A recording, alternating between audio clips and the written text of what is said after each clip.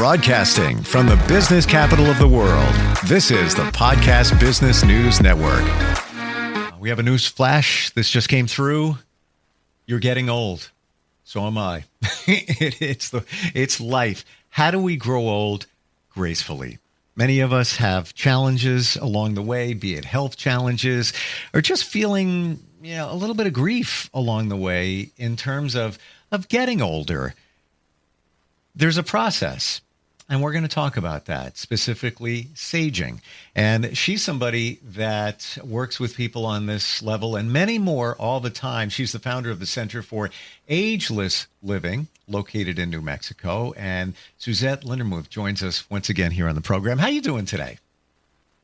I'm doing great. I was just commenting on the winds and how I feel like I've been blown into oblivion. I mean, it's really bad, and I know everyone's experiencing a lot of wind right now across the country, so I hope everybody stays safe. Absolutely. Yeah, and more specifically, I know we talked last time we got together, you have some wonderful gardens, so hopefully it's not affecting the gardens where you are. Well, we have, I did put up some hoop houses, and they actually did stay standing, so I was pretty happy about that. So we'll see how it fares with the winds, but I think the danger, of course, is always fire, and just being cautious about things blowing on the highway and not getting hit by tumbleweeds, which are one of the true things that I hate the most, are tumbleweeds. Well, we don't really have them here in New York. I know New Mexico, different situation, but universally it doesn't matter whether you're in New York, New Mexico. We all at some point are getting older every day when we're one day closer to, when we're not going to be here. So you want to make the most of it. And sometimes we can get frustrated when health issues crop up as we age. This whole thing called saging, what we're going to talk about today, what exactly is that? Well, I'm actually going to read a little description about it because it's much better than what I can say off the top of my head. Sure. And one of the reasons I like the concept of saging is because in 2005, when we started to create the entire center, we really started to look at what did creative aging look like? Like, how could you age better? And there's a lot of grief around aging. And so we lose our usefulness. We lose our ability to do some things, and we see it as sort of a negative thing and a declining thing, rather than flipping the coin and seeing it as an opportunity to do something different and to learn something new.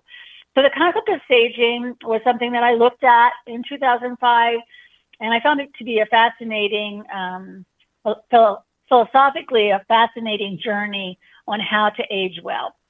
So the term saging refers to the practice of growing older with wisdom, grace, and intentional reflection. Unlike the idea of simply aging, saging emphasizes embracing one's elder years as a time for sharing accumulative knowledge, offering guidance, and deepening spiritual and emotional growth. And that was a very strong statement. Even now when I read it, I kind of get a little chills about the fact that, if all of us could take that opportunity and look back with a very supportive and kindness in our heart at where our journeys have taken us, I think that's a wonderful lesson to learn. 1,000,000,000%. And it's interesting, as you said that description, I was like we all do, we apply it to our lives. I believe I look at aging differently now that I got a little bit of a spiritual path, just a better understanding of life in general, myself, what makes me operate, what, others and all of that, where it helped me appreciate aging. Like previously it was like, I don't want to, tell anybody how old I am. And now I'm like, I embrace it. I think it's a great thing, but it took some soul searching to get to that point. My point there is everything that you said, when you work on all pieces of, the aging puzzle or our journey puzzle collectively, it kind of falls into place. I don't know if that makes sense. That's what I got from that. And I think that, when you hit about 60, between 65 and 85, when, you're sort of in that third phase of your life, I think we do tend to feel more spiritually connected to the process. And looking back, there's that ability to put things in boxes and come to some acceptance. And if there is an acceptance, then there's a letting go. I mean, I love that, Edie Pilaf's song, No Regrets. You have to kind of look back and say, and if there are serious regrets, then maybe you need to make amendments. But, you can let it go and you can journey forward then. And that's one of the parts about saging, is letting go and accepting, the life that you had. And then what is it that you have learned from that life, and how do you mentor and share as you move forward? What was your biggest lesson in aging? When we got to realize it, we are aging. What stands out for you? What was maybe a turning point, a realization? I think when I started looking at this concept, and I thought, and I had worked in healthcare a long time, but I really didn't feel like I was making a big difference in how people were aging well or not aging. And so I think as I started to look at what I could do to build a community, and I had focus groups and I had community people come, and we talked a lot about, what was important. And I think that was a real changing moment for me. And reading the book by Betty Friedan, The Fountain of Age, opened my eyes to looking at community very differently. And I grew up in a big family. I had a lot of community support when I was growing up. And I realized that a lot of people don't have that. And I think I'm very fortunate. And I thank, I thank my parents and my family every day, recognizing that some people don't have that. And how can we help those that don't feel connected to a community? And I believe that that journey for me started to really open up the concept of the Center for Ageless Living. And I think that was a big change for me. Wow. Professionally and also personally. When you say that community connection, do you feel that since it was so beneficial and robust for you personally growing up, that you wanted to create that, call it community connection within the center? And was that one of your motivations for starting it? Definitely. Yeah, I felt very connected. And, I grew up in a small town. So, I think it was easy to feel part of a community. I mean, obviously, we all were bullied when we were little. And, oh, yeah. My brothers were not always nice to me. Gotcha.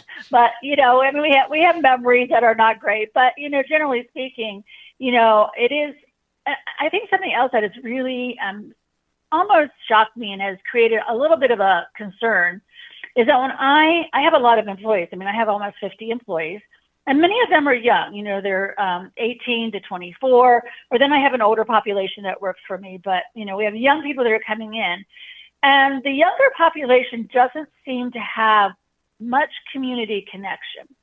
And they tend to not take care of themselves.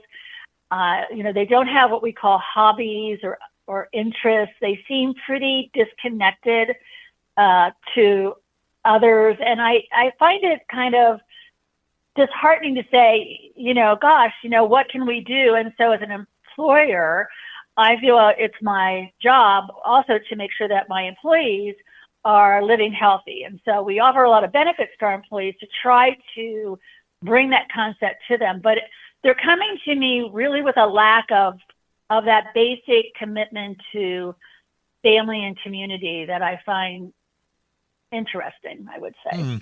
You just sparked something inside of me. And I think this is one of your superpowers. You make us think.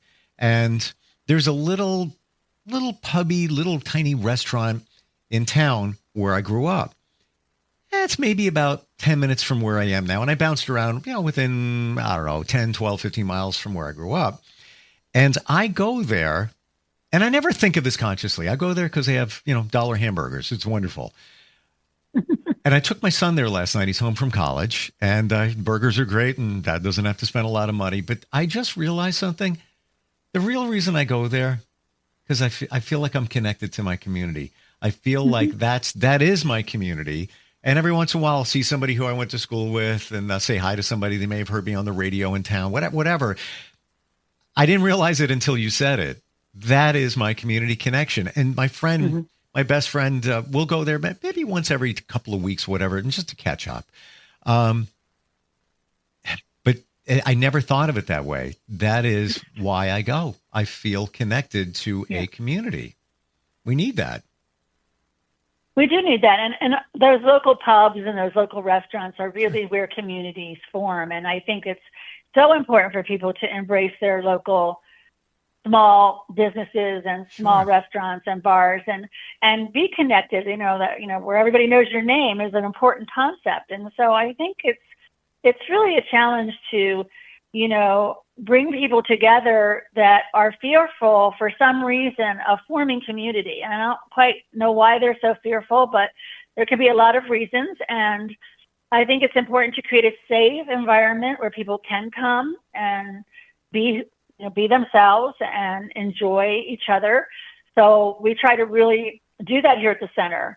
So I think there's lots of ways that families and individuals can connect, but if you have someplace, that you feel most comfortable, embrace it. And, thank the people that are there, embrace it. So I think that's important. It's kind of what's going on there at the Center for Ageless Living. People that are connected with your community that you've created within there probably see some of the staff members, and that's their feeling of connection. What's your advice for those of us getting up there in age that now we're thinking about our age? I'm not talking, somebody in their 30s and 40s, but somebody, that now is mindful of getting older. What are some of the things that you would want them to know based on what you've learned, saging and all of that? I think it's just to slow down and take a few minutes to reflect on your life and be grateful. I think being grateful is incredibly powerful.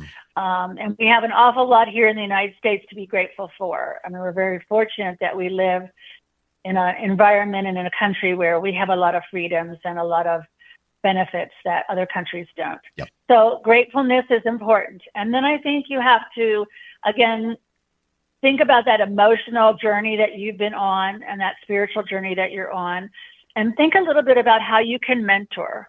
How can you, most people who are sagers or in the saging kind of mode want to feel that they've left a legacy, or that they're passing on wisdom, or they're passing on advice or some way to improve somebody else or something. So I think you can kind of step back and say, what have I learned and how can I pass that on? And that might be in tutoring, or just sitting, going to your neighbor and talking with your neighbor and connecting with them, or, feeling a larger mission. Obviously you can become very philanthropic and do more, but it doesn't have to be big.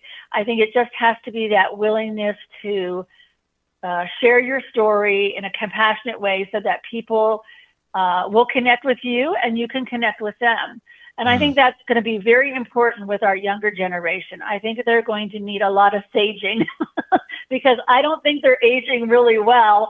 And, you have to start, in your 20s, you have to start to think about aging. Like you can't, you can't just say, oh, well, now I'm 90, I'll think about aging. Yeah. You have to really make a commitment to, age well, eat well, exercise, be involved, learn new things, stay connected to your environment. All of those things are part of aging, and that has to start at a pretty young age for you to be successful. Now, I'm not saying, when you're 50 and 60, you can't age well. You certainly can. It's just a lot easier if you already are thinking about that mentality in your 20s and 30s.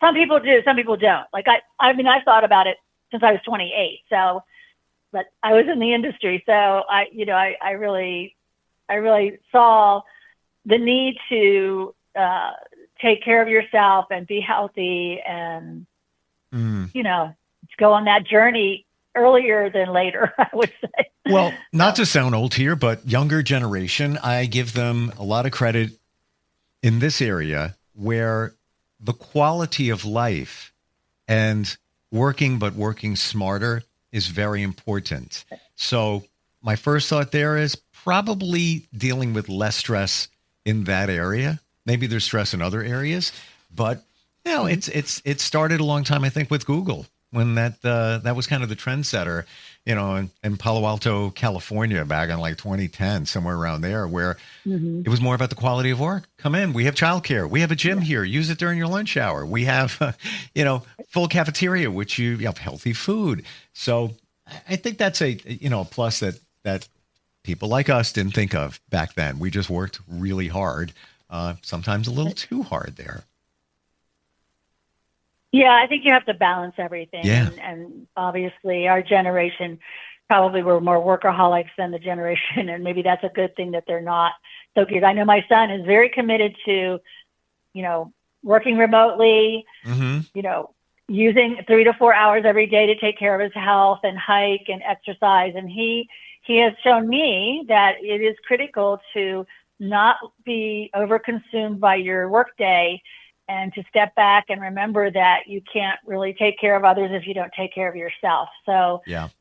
In that regard, my son has taught me many lessons, and I think that those are valuable lessons. And we really do support our employees here by letting them use the spa, letting them use our health facility, letting them eat at our restaurant, working with them to support their kids in sports, trying to keep them on a flexible schedule. A lot of them have to have flexible schedules because they are, moms and dads that are having other, things at home that have priority also. So it is important to work in a place where you feel committed to, and that they're committed to you as well. So we have to remember that in healthcare, that's one of the most critical things, is that our caregivers, are treated well enough so that they can take care of others. I think that's really a critical part of the healthcare system. On the riff of health, isn't it amazing when you were younger, you were invincible? Yeah, don't worry about your health. But as you get older, you realize you get to a point. I think you get to a threshold. When you cross over it, you realize health is everything. It is everything. You could have all the money in the world. If you don't have your health, that money might not be able to fix it. So that being said, I think, if you or I were to talk to our younger selves, we probably would have, that in mind, probably would have said different things to ourselves back when we were in our 20s and 30s, right? But just remember, no regrets. No regrets. That's an important concept. No regrets. Thank you. But you're right. We would tell each other different stories, having known what we know now. And I think that's what saging is about, is that mentoring and saying, these are some lessons that I've learned. I want to pass the lessons on to you. Now, whether or not you embrace them and learn from them, there's no control over that. But I do think that the concept of saging and passing on wisdom and knowledge is just a very valuable thing. And I encourage people to Google saging. There's Saging International. It's an international movement. It's not just here in the United States. I believe a lot of it has come from our Native American culture and, this ability to, pass on wisdom. And I think it's an important concept. And I think it's valuable to remember that, the journeys we're on, many people are on the same journey. We're on the same road. We might take different roads at different times, but at the end, everyone comes back to the same road, that you are aging and that you need community, that you need family, that the road doesn't have to be lonely. You don't have to be on the road by yourself. And, we're all coming together to form a supportive environment for aging, whether or not you're in assisted living or a nursing home or in your community, in your home, doesn't matter. Everybody is on that same journey. No one I know is really getting younger, maybe younger in heart, but not physically. And you're right. No regrets. Thank you for that reminder. There are some that believe that we're here to learn and teach and create. But those, the two fundamentals, and the mentoring part of it, when you think about it, sometimes we forget where we came from, but there probably has been a lot of mentors in our lives along the way. Not just one, two. You think about your journey. think about it for just a moment. Are there a lot of people that helped you along the way? Many people, too many to even count, really. Right. And, we kind of forget to thank people. And I think, those are one of the things that you can go back and, share your story with somebody that maybe really did make a difference. I mean, it's nice I was saying, I'm going back for my 50th class reunion, and I'm sure there's people, there's a lot of people I haven't seen in years because I don't live in the community I grew up in any longer. And it'll be fun to say thank you to some of my friends that, really did make a difference in my life, and our teachers and our religious organizations that helped us. It's amazing how many people have, touch our lives, and we kind of forget to even just send a thank you out into the universe and remember them. I think that helps too, just to acknowledge that, we all have had people in our lives that have made a difference. And sometimes it's a hard lesson to learn. Like I can remember learning lessons from my school teachers that were not always so pleasant. And still I remember those lessons, about sharing and about sensitivity and about, work and, completing tasks and those types of things. Thank you for saying the thank you. Because we forget. And I remember, it was probably like 7 or so years ago, I got a card from my librarian in high school, and she was instrumental in allowing me and a friend to purchase high quality video equipment. And that began my broadcast career. And she sent me a card that said, I'm watching you and I'm proud of you.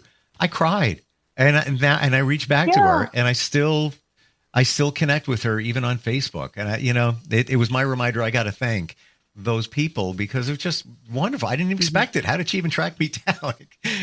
But it was, and it wasn't, the card came to my house. It didn't come, through Facebook or whatever. So it's a lot. Wonderful conversation with you today. A lot of realizations. Yeah. Good stuff. The Center for Ageless Living. If somebody wants to learn more about it there in New Mexico, how do they do that? Go to our website, nmagelessliving.com. You can email me, Suzette, at nmageless.com. And if you're in New Mexico, please come see us. We're always here, 24 hours a day. We're here. And we would welcome anybody coming to visit. You've created a wonderful center with wonderful philosophy, and I appreciate it. Thanks for being here today, Suzette. Thank you. Appreciate it. We'll be right back.